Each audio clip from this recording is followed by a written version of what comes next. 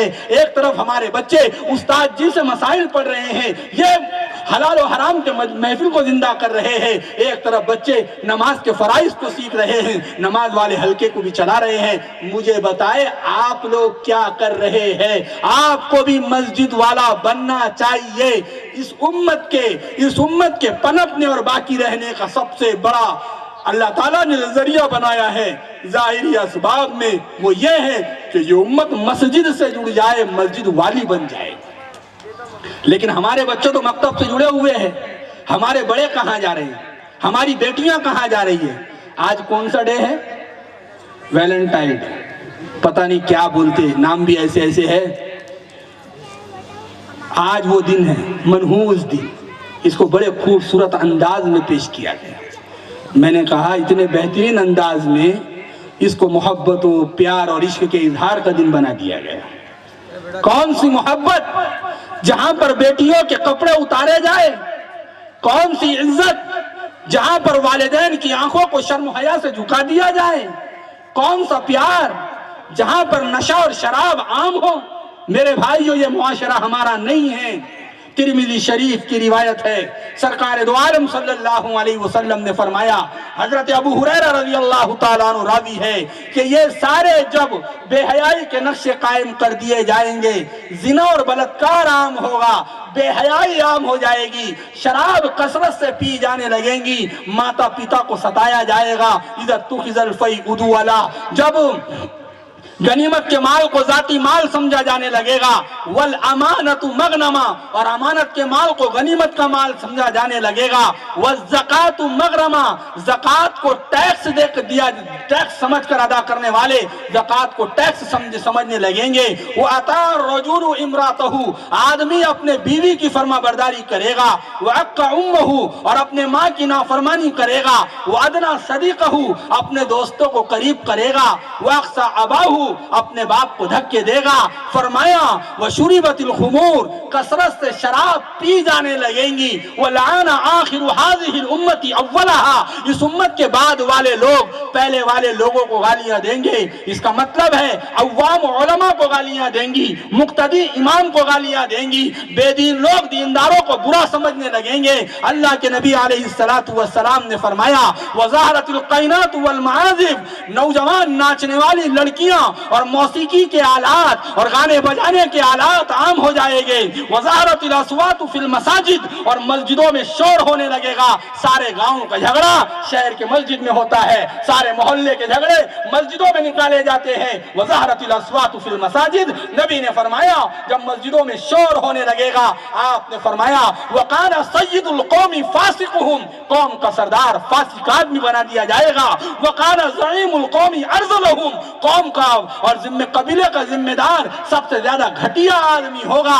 آپ نے فرمایا جب یہ سارے کام ہونے لگے، امانت میں خیانت ہو اور لوگوں کے مالوں کو اپنا مال سمجھا جانے لگے، زکوٰۃ کو ٹیکس سمجھانا جانے لگے، ماں کی نافرمانی ہو، ماتا پتا کو ستایا جائے۔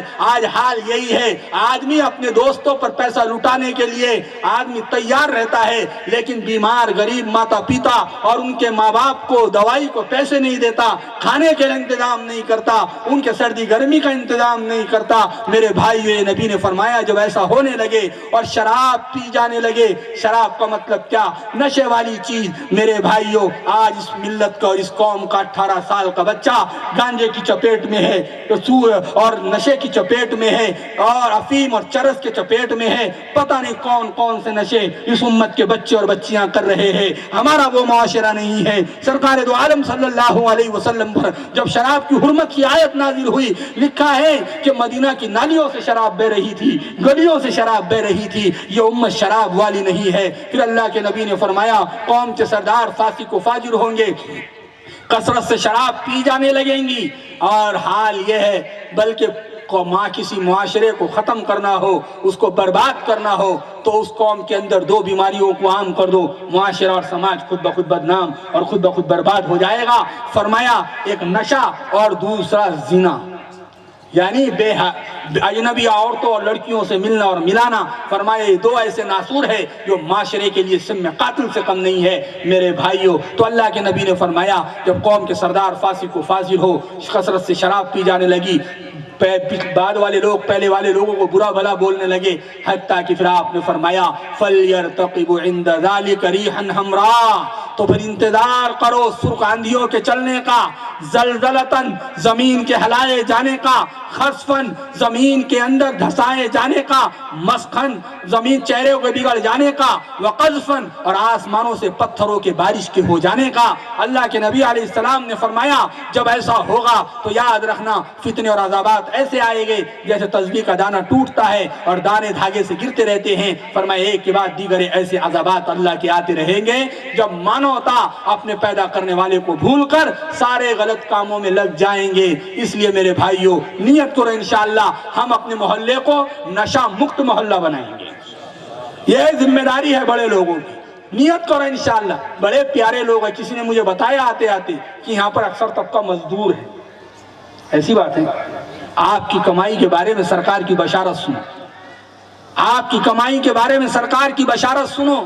ہر نبی کا ایک لقب ہے، آدم صفی اللہ، نوح نجی اللہ، ابراہیم خلیل اللہ، اسماعیل ذبیح اللہ، موسیٰ کلیم اللہ اور عیسیٰ روح اللہ، محمد الرسول اللہ، اور اللہ نے ایک لقب دیا ہے محمد حبیب اللہ۔ خلیل اللہ اور حبیب اللہ میں فرق یہ ہے، خلیل اللہ اسے کہتے ہیں جس سے ہر طرح کی قربانی مانگ کر دوست بنایا جائے، اور حبیب اللہ اسے کہتے ہیں جس کو ساری نعمت دنیا آخرت کی دے کر اپنا محبوب بنایا جائے۔ یہ ہے حبیب اللہ، یہ ہے خلیل اللہ۔ اللہ نے اپنا لقب، اپنے پاس کا لقب اپنے نبی کو حبیب اللہ دیا، لیکن قربان جاؤ سرکار دو عالم صلی اللہ علیہ وسلم کے اس فرمان پر، یہ آپ لوگوں کے لیے یہ بشارت ہے۔ اللہ کے نبی نے فرمایا القاسب حبیب اللہ، ہاتھوں سے کمانے والا بھی اللہ کا حبیب ہے، ہاتھوں سے کمانے والا بھی اللہ کا حبیب ہے۔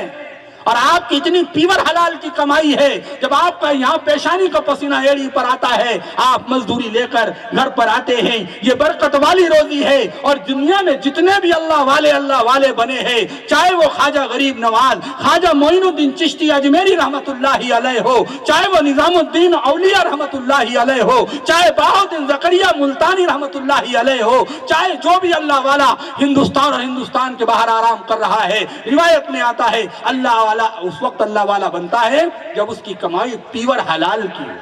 تو پہلی بشارت تو یہ ہے، اگر آپ نے مال صحیح جگہ لگا دیا، آپ کے نسلوں میں اللہ اولیاء اللہ کو پیدا کرے گا۔ تو نیت کریں انشاءاللہ ہمارا مال شراب میں نہیں جائے گا، ہمارا مال جوئے میں نہیں جائے گا، ہمارا مال غلط چیزوں میں نہیں جائے گا۔ پورے محلے کو، پورے بستی کو پاک صاف کرو۔ جیسے بچے پاکیزہ ہے، من کے سچے ہیں، بچے اچھے ہیں، ایسے آپ بھی من کے سچے اور اچھے بن جاؤ میرے بھائیو، اللہ کو پیار آئے گا۔ اور دوسری جو بات کہوں گا، اتنا پیارا پروگرام تو آپ نے ایسا سجایا، میں سمجھتا ہوں مکتب کا ایسا جلسہ شاید انتظامی اعتبار سے جیسے اس محلے کے لوگوں نے کیا اور لوگوں نے کیا ہوگا، لیکن آپ اپنوں نے اپنے مالی حالت کو دیکھ کر ایسا آپ نے پروگرام کیا، اللہ آپ کو قبول فرمائے۔ اتنا بڑا علماء کا مجمع آپ نے بلایا اور یہ آپ کی محبت میں آ گئے، اللہ آنے والوں کو قبول فرمائے۔ ایک ایک عالم اور حافظ کے چلنے کی برکت سے اٹھنے والے فتنوں کو اللہ دبا دیتے ہیں۔ کیوں؟ کیونکہ ان کے سینوں میں قرآن ہے، فتنے کیوں نہیں دبیں گے؟ لو انزلنا هذا القرآن على جبل، پہاڑوں پر قرآن نازل ہوتا تو پہاڑ دب جاتا، جن کے سینے میں قرآن ہے وہ چل رہے تو فتنے ضرور دبیں گے۔ بات سمجھ آ رہی ہے؟ تو نیت کرو انشاءاللہ ہمارے بچوں کو عالم حافظ بھی بنائیں گے، اور بڑے مبارکباد ہے وہ لوگ جنہوں نے یہاں پر مال بھی لگایا، جان بھی لگایا۔ میں وہ آیت کی تشریح اور اس کی توضیح کرنا ہی بھول گیا جس کو میں نے خطبے میں پڑھا تھا، جس میں اللہ کے نبی علیہ السلام سے اللہ تعالیٰ فرما رہے ہیں، حکم آیت تو خاص لیکن حکم اس کا عام ہے، فَلَا تُعْجِبْكَ أَمْوَالُهُمْ وَلَا أَوْلَادُهُمْ، کہ تم یہ جو لوگوں کو مال، بے دینی کے ساتھ جو مال آتا ہے اور بے دینی کے ساتھ جو اولاد پلتی ہیں، اس پر آپ تعجب نہ کیجئے۔ انما یرید اللہ لیعذبہم بہا فی الحیات الدنیا، اللہ مال اور اولاد دے کر ان کو دنیا میں عذاب دینا چاہتا ہے۔ سمجھ میں آ رہی بات؟ اگر اولاد بے دینی کے ساتھ ہم پال رہے ہیں اور مال غلط جگہ لگ رہا ہے تو میرے بھائیوں یہ ہمارے لیے نعمتیں نہیں ہے، وبال جان ہے۔ انما اموالکم و اولادکم فتنہ، یہ مال اور یہ جان جو اس کے سن لو، یہ ہمارے لیے آزمائش اور امتحان ہے۔ اب اللہ دیکھنا چاہتے ہیں کون کہاں لگا رہے ہیں، تو اپنا مال صحیح جگہ لگائیں گے، اپنی اولادوں کو صحیح جگہ لگائیں گے۔ یہ ہمارے پاس سرمایہ ہے اور ان کو عالم اور حافظ بناؤ۔ دیکھو عالم اور حافظ بنانے میں دنیا میں بھی اعزاز ہے اور آخرت میں بھی اعزاز ہے۔ اور بہت زیادہ اعزاز ہے. میں آپ کو ایک روایت بتا کر اپنی بات ختم کر دوں کہ حافظ قرآن بناؤ، خاندان کے 10 لوگ جن پر جہنم واجب ہو چکی ہے، اللہ ان کو شفاعت کا حق دے گا. روایت میں سرکار کے الفاظ ہے. لیکن سوال یہ ہے، اب بہت سارے لوگ بولتے کہ ہمارے خاندان میں، مذاق میں بھی بولتے ہمارے خاندان میں فلاں حافظ صاحب ہے، ہمارے خاندان میں فلاں مولوی صاحب ہے. میں ایک بات بتاؤں، ایسے 10 لوگ جن پر جہنم واجب ہو گئی خاندان کے، اللہ ان کو حافظ قرآن کے شفاعت کا حقدار بنائے گا اور وہ جنت میں جائیں گے. یہ خاص اسپیشل بمپر آفر حافظ قرآن کو ملے گا ان لوگوں کے لیے جنہوں نے زندگی میں کبھی بھی، بات بہت ذمہ داری کے ساتھ کہہ رہا ہوں اور حدیث کی تشریح میں آپ پڑھیں گے، جنہوں نے زندگی میں کبھی بھی کسی حافظ قرآن کو، کسی عالم دین کو، کسی ادنا سے دین کی محنت کرنے والے کو حقارت کی نظر سے نہ دیکھا ہو، تب وہ مستحق بنیں گے. میری بات سمجھ میں آ رہی ہے؟ ورنہ دنیا میں علماء کو گالیاں دیتے رہو، حافظوں کو گالیاں دیتے رہو، اماموں کو برا بولتے رہو، ان پر کیچڑ اچھالتے رہو. حتیٰ کہ بڑی پیار مولانا الیاس گھمن نے کہی ہے، انہوں نے بھی اپنے بڑوں کی بات نقل کی ہے اور کہا ہے جس بکری کے دودھ سے تم فائدہ اٹھا رہے ہو، مینگنیاں بھی تو تم کو اٹھانا پڑے گی. جس بھینس کا دودھ تم پی رہے ہو تو اس بھینس کا گوبر بھی تمہیں کو اٹھانا پڑے گا. تو جس عالم کے خوبیوں سے تم فائدہ اٹھا رہے ہو تو اس کی غلطیوں کو تمہیں کو برداشت کرنا پڑے گا. نفع تو ہم خوب اٹھاتے ہیں اور غلطی ہوئی تو سارے دنیا میں پیرتے ہوئے پھرتے ہیں. یہ بھی اس امت کے عذاب کا سب سے بڑا ذریعہ ہے. علماء جیسے ہے جہاں ہے، آپ کو اگر کوئی عالم پسند نہیں آ رہا ہے، قرآن کے اگر کچھ اوراق پھٹ گئے تو کیا کرتے، اس اٹھا کر اوپر رکھ دیتے. کیوں؟ پھٹنے کے بعد بھی قابل احترام ہے. اگر عالم سے کوئی غلطی ہو جائے، آپ کا دل نہیں بیٹھ رہا تو آپ ان کو ایک طرف کر دو، لیکن بے احترامی تو نہ کرو، ان کی توہین دل میں نہ لاؤ. وہ جو ہے وہ اللہ کے، وہ نبیوں کے وارث ہے. العلماء ورثۃ الانبیاء. تو میرے بھائیو نیت کرتے ہیں انشاءاللہ، پورا مجمع نیت کرے. اللہ تعالی ہم تمام کو کہنے سننے سے زیادہ عمل کی توفیق عطا فرمائے.